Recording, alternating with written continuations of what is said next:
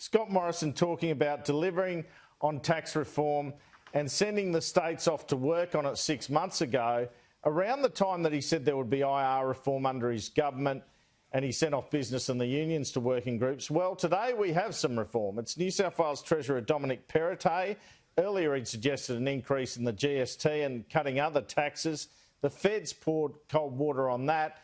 Instead, as we foreshadowed on Sunday Agenda months ago, Perrottet has gone out and done arguably the biggest tax reform in this country for years, saying he's going to phase out stamp duty in Australia's most populous state in favour of an annual land tax. This will cost his budget $11 billion over 4 years. Could you imagine a scenario where people are paying $1,000 a year instead of, say, $30,000 or $40,000 in a stamp duty charge up front when they buy a house? But that's the price of reform.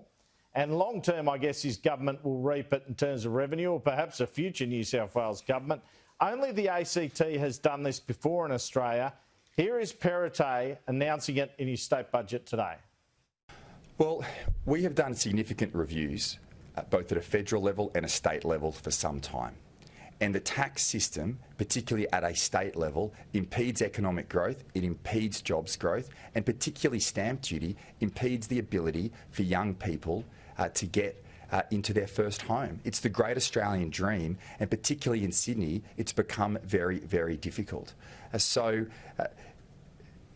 guess sometimes there's no good time for reform, but that's why you need to take it on